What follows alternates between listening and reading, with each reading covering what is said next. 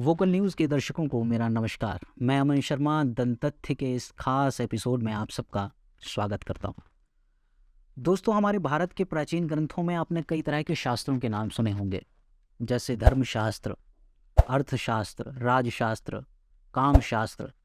लेकिन अगर मैं आपसे पूछूं कि क्या कभी आपने चौर शास्त्र का नाम सुना है? जी हाँ, चौर शास्त्र अर्थात चोरी डकैती करने का शास्त्र।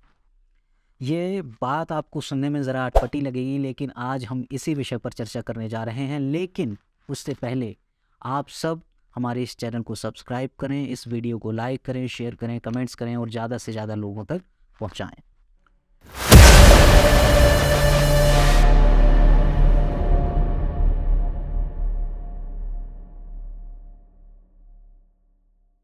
दोस्तों, ये हमारे भारत की, हमारे संस्कृति की, हमारी सभ्यता की महानता की पराकाष्ठा है कि हमारे देश में चोरी डकैती जैसे विषय पर भी चिंतन किया गया, मनन किया गया, शोध किया गया और उन पर ग्रंथ लिखे गए।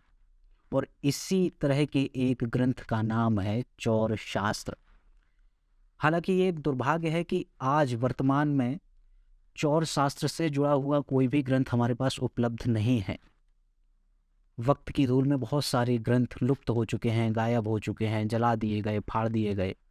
तो चौर शास्त्र का कोई भी ग्रंथ तो हमारे पास उपलब्ध नहीं है, लेकिन कुछ दूसरे ग्रंथों में, दूसरी किताबों में, रचनाओं में चौर शास्त्र का वर्णन ज़रूर आता है।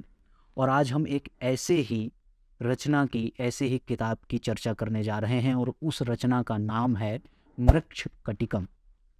जी हाँ, आज से लगभग 1800 साल पहले दूसरी शताब्दी में संस्कृत भाषा में एक महान नाटककार हुए जिनका नाम था शूद्रक। महाकवि शूद्रक ने एक नाटक की रचना की जिसे हम मृच्छकटिकम के नाम से जानते हैं। मृच्छकटिकम के तीसरे अंक के श्लोक संख्या 11 से लेकर श्लोक संख्या 22 के बीच में चौर शास्त्र का वर्णन आता है। इस अंक में शूद्रक ने चौर शास्त्र की उत्पत्ति कैसे हुई, चौर शास्त्र के आचार्य कौन कौन से हैं, चौर शास्त्र में किन विषयों को शामिल किया जाता है, उसका वर्णन किया गया। अगर हम ये सोचें या हम ये कहें कि चोरी की उत्पत्ति कैसे हुई या चोरी का इतिहास कहाँ से जुड़ता है, तो महाकवि शूद्रक कहते हैं कि महाभारत के युद्ध के पश्चात जब अश्वत्थामा ने चोरी से पांडवों के 5 पुत्रों का कत्ल कर दिया, हत्या कर दी, वहीं से चोरी की शुरुआत होती है।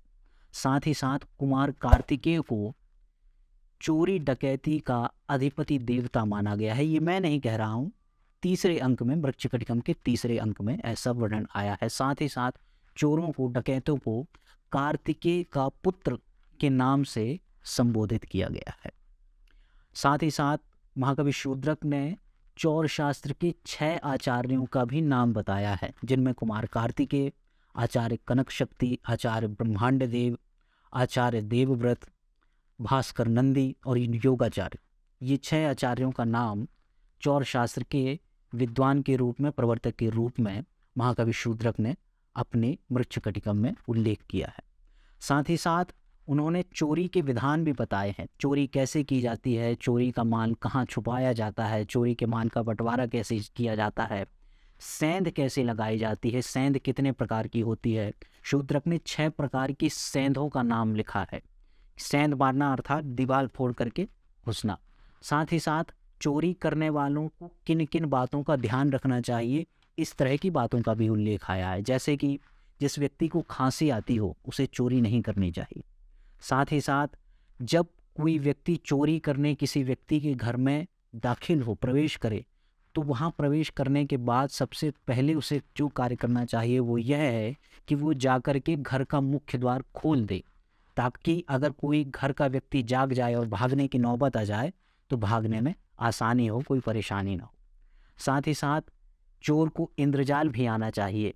यहाँ पर वर्णन आया है तीसरे अंक में मृच्छकटिकम के कि चोर बीज ले जाया करते थे और उस जिस व्यक्ति के घर में चोरी करना हो उस बीज को फेंक देते थे। और अगर बीज एक ही जगह पड़ रहे हैं, इसका मतलब उसके घर में ज़्यादा धन नहीं है। और अगर बीज फैल जाते हैं तो इसका मतलब है कि वहाँ पर चोरी, वहाँ पर बहुत सारा माल है, बहुत सारा धन संपत्ति वहाँ पर रखी हुई है। साथ ही साथ चोर को विभिन्न प्रकार की आवाज़ें निकालनी भी आनी चाहिए। अगर कोई व्यक्ति चोरी करने किसी व्यक्ति के घर में दाखिल हो रहा हो तो उसे पहले विभिन्न प्रकार के जानवरों की आवाज़ निकालनी चाहिए, ये तय करने के लिए कि घर के सारे व्यक्ति सो रहे हैं या जाग रहे हैं। तो इस तरह की साथ ही साथ चोर को एक इंजीनियर भी होना चाहिए। शूद्रक लिखते हैं कि चोर जब चोरी करने जाते थे तो वो अपने साथ सूत्र रखते थे, अर्थात उस समय का इंची टेप था, मापक था, जिससे दीवार की माप ली जाती थी, कहाँ पर सेंध मारनी है, कितनी ऊंचाई पर सेंध मारनी है, किस दीवार में सेंध मारनी है। शूद्रक लिखते हैं कि जिस दीवार पर सूर्य का प्रकाश और नमी बराबर आती रहती है उस दीवार पर सेंध मारनी चाहिए। तो इस तरह के विषयों का वर्णन चौर शास्त्र में किया जाता था, जिसका उल्लेख महाकवि शूद्रक ने मृच्छकटिकम के 3 अध्याय में या 3 अंक में किया है। और चौर शास्त्र पर ग्रंथ भी लिखे जाते थे, इस विषय पर विवेचना भी होती थी, अध्ययन अध्यापन भी किया जाता था। तो आज यहीं तक।